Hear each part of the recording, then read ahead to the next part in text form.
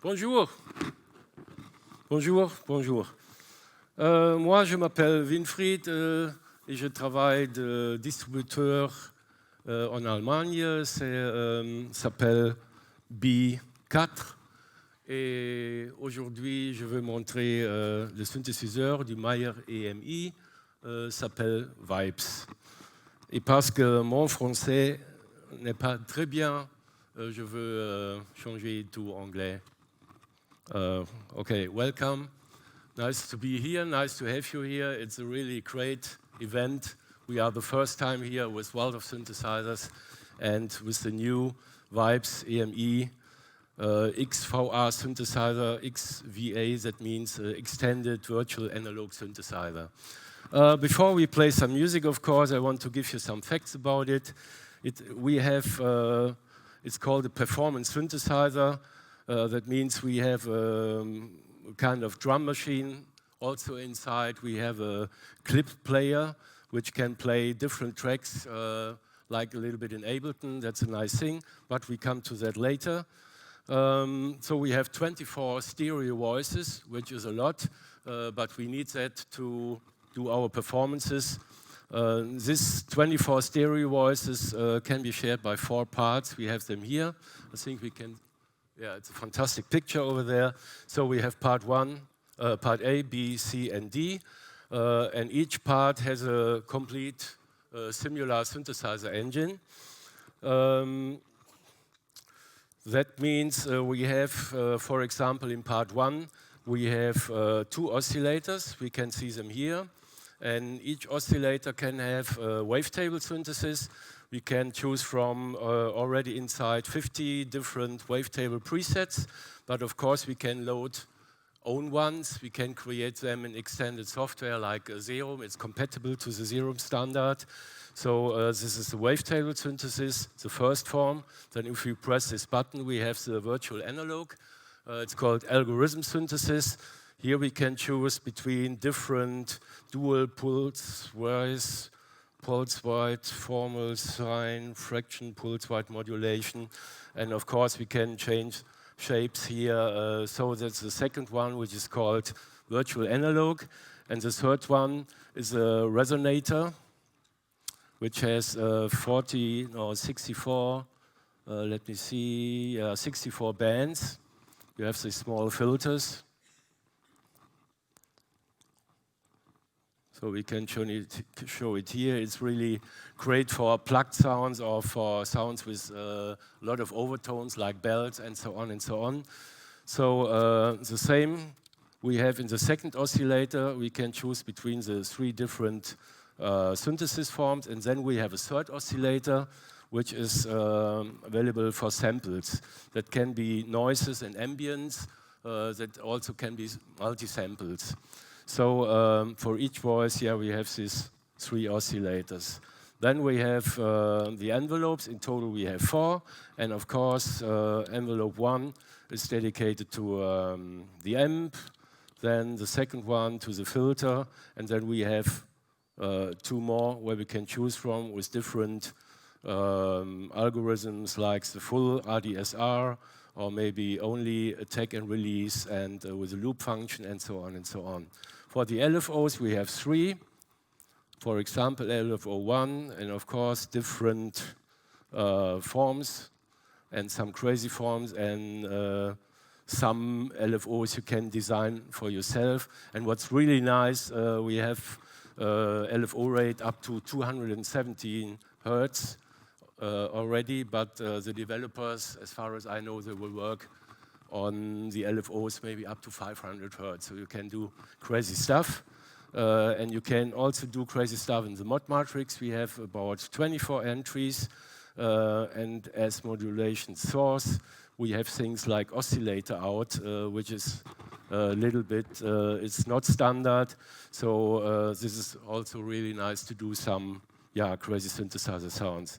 Then we have a mix section to mix the output signal from oscillator 1, 2, and 3. And 3 with the noise. You can decide if you want to go to filter 1 or filter B, filter A or filter B. And here you have direct access to the cutoff, resonance, and amount. And if you press here, you have the filter B. What do we have? We have a wave shaper, which is also really nice. I will show you later. And that's the main thing. If I play MIDI channel 1 here on the keyboard, okay, let's check. Oh, I already changed my performance, just to load it again. That means all the 4 parts, the drum setting and all the clips will be saved in a performance. A performance is the whole setting for nearly everything you want to have in your different parts.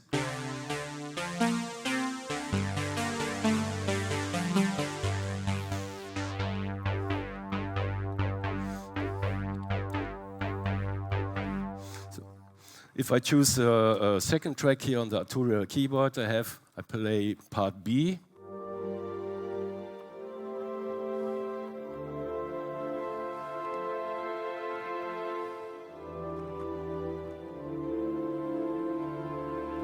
And so on. I choose MIDI channel 3. And at least MIDI channel 4.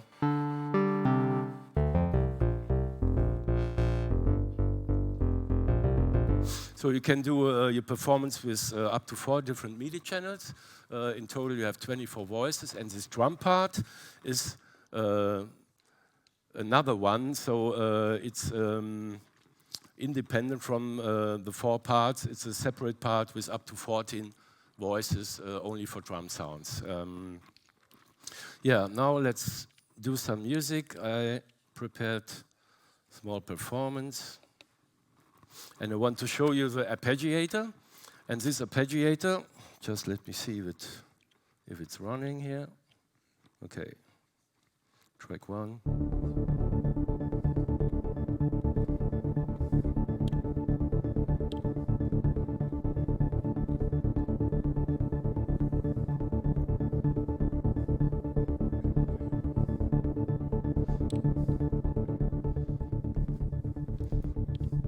Now we see the Arpeggiator, which is already a mixture between a sequencer and Arpeggiator.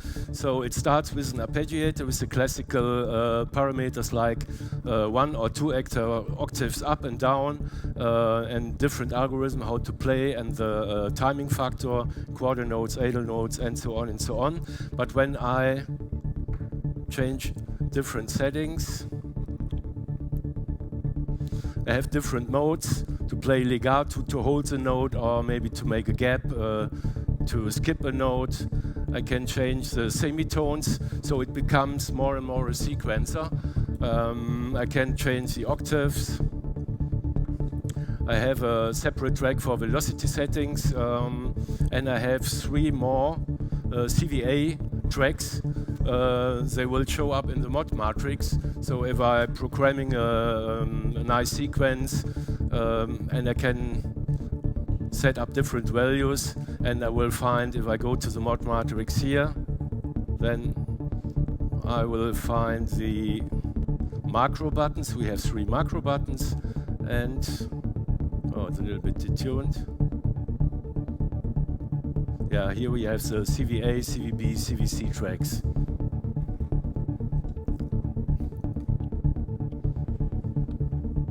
Okay, let's reload the sequence.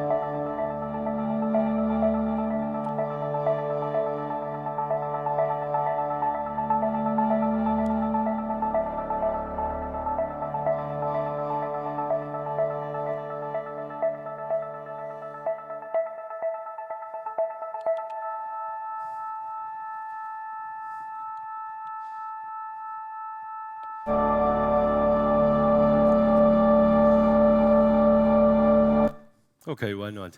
So it was some of the examples with the 4 parts and the arpeggiator and sequencer, tweaking around the filter settings, and so on and so on. Then, beside from these 4 parts, I already mentioned the drum computer, the drum section. It's an extended drum option where you can load your own samples inside. You can set up your own drum sets. So if you go to drum sets, here you can store them. And if you go to maybe the different kick, snare, as I already mentioned, we have 14 drum instruments, and every drum instrument has its own section. So if we connect it via Ethernet to a computer, if you're on the same network, you can load your wavetables, you can load your performances, and of course the patches for a backup. Then you can put the right samples into the folder for the drum setup. So as we can see here, we have a folder for snare sounds, snare 1, snare 2, hi-hat, closed and open, right, crash, and tom 1, 2, 3. And there are some 3 tracks in addition for special percussion or special sounds like that. And the whole thing can be organized in so-called a clip launcher. It's similar to this Ableton view. So that means we have, as you can see, we have part A, B, C, and D. That means that's connected to the 4 parts here. Then we see we have a drum part where we can load small clips or MIDI files in. You have them, at the moment you can create them on the Vibes, but that makes not so much fun. The better way is to create them in your computer, then to send it into the internal area. Then you can load them here. But the developer is working, or Mayer is working on a completely VST integration, which would be really fine. So if you open your Logic, Cubase, or Ableton, your DAW, then you can control all the stuff from your sequencer software. That's really great. Okay, so now I want to show you the clip launcher. And how we start. It's already running. No, it isn't. Okay, let's go.